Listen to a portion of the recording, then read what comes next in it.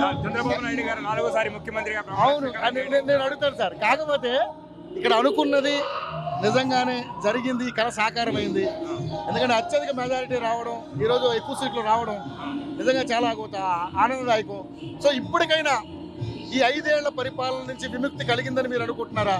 తప్పనిసరిగా చాలా అరాచక పాలన నుంచి చాలా విముక్తి కలిగింది. చాలా చాలా చాలా సంతోషంగా ఉంది. మన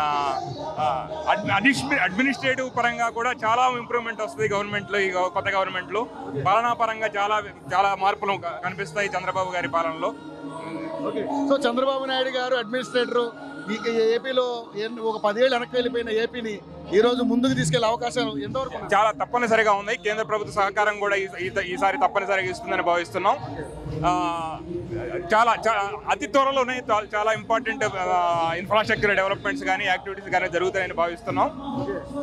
సో 3 రాజధానులు ఉంటున్నాయా, ఒకటే రాజధాని ఉంటుందా? ఒకటే రాజధాని ఉంటుంది. ఆల్రెడీ చంద్రబాబు నాయుడు గారు ప్రకటించారు.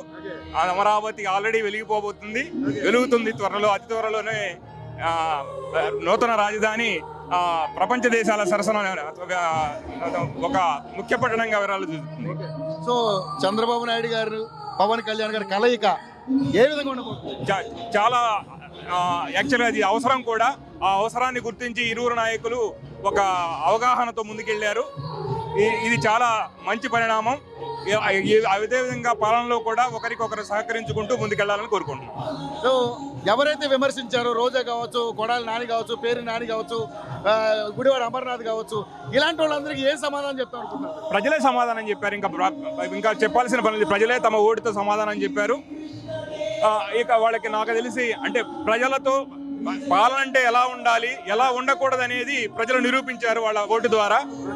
ఇక ముందు నాయకులు కూడా ఇక ఒక బుద్ధి కలిగించేలా మంచి ఫలితాలను ఇచ్చాయి. సో అంటే కనీసం ప్రధాన ప్రతిపక్ష హోదా లేకుండా కూడా చేశారు. ఎస్, ప్రధాన ప్రతిపక్ష హోదా కూడా లేకుండా చేశారు. ఇంకా ఇదే విధంగా పోరాటాలు ఉంటే అసలు ప్రతిపక్షం అనేది ఉండకుండా జరుగుతుంది. ఇప్పటికైనా ప్రతిపక్ష హోదా రావడానికి మన ఎట్లాంటి అంటే మంచి మాటలతో ప్రజలకు చేరువు కావాలి, కానీ ఎదురాళ్ళని విమర్శించి ప్రజల దగ్గరికి వెళ్ళాలని ఉంటే ఎవరు దాన్ని హర్షించరు.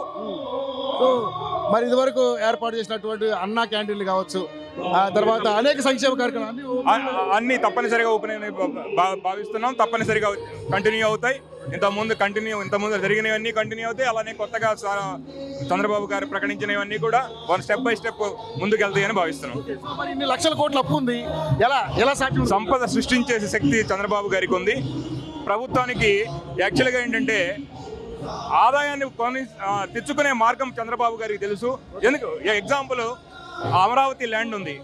ప్రీవియస్ గవర్నమెంట్ దాని కాస్ట్ ఎగ్జాంపుల్ ఎకరం 2 కోట్లు అనుకోండి, ఇప్పుడు 20 కోట్లు అయింది. సో ఆ ట్రాన్సాక్షన్స్ అనేది పెరిగినప్పుడు ఆ ప్రభుత్వ పరంగా ఆదాయం వస్తుంది, ఇండస్ట్రీస్ వస్తాయి, ఎక్సైజ్ డ్యూటీ వస్తుంది, సేల్స్ ట్యాక్స్, ఎక్సైజ్ డ్యూటీ, అది జిఎస్టీ వస్తుంది. సో దానివల్ల ప్రభుత్వానికి ఆదాయం పెరిగితే ఆటోమేటిక్గా డెవలప్మెంట్ యాక్టివిటీస్ పెరుగుతాయి, కొత్త ఇండస్ట్రీస్ వస్తాయి. సో మరి ఏదైతే కొన్ని వ్యవస్థలు ఉన్నాయి, ఆయన పెట్టిన వ్యవస్థలు, ఈ వాలంటీర్ వ్యవస్థ కానీ ఎలా ఉండబోతుంది? వాలంటీర్ వ్యవస్థను కూడా కొనసాగిస్తామని చంద్రబాబు గారు చెప్పారు. అలానే అది ప్రభుత్వంలో ఒక భాగంలాగా ఉండాలి, కానీ ఒక పార్టీకి అనుబంధంగా పని చేయకూడదు కూడా. అది చంద్రబాబు గారు ఆల్రెడీ చెప్పి ఉన్నారు. సక్రమంగా పనిచేస్తాయని భావిస్తున్నాం.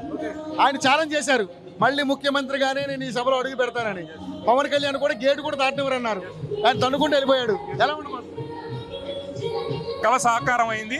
యాక్చువల్గా అటువంటి నాయకులు యాక్చువల్గా అసెంబ్లీలో ఉండకూడదు. అలాగా అవమానించి చంద్రబాబు గారంటే అంత పెద్ద నాయకుడిని అవమానించిన వాళ్ళు అసెంబ్లీగా కూడా ఈసారి చేరలేదు. అది ప్రజలు మంచి శిక్ష వేశారు అని భావిస్తున్నాం. పరిపాలన అంతా సుభిక్షంగా ఉంటుంది, చాలా సుభిక్షంగా ఉందని భావిస్తున్నాం. Thank you sir.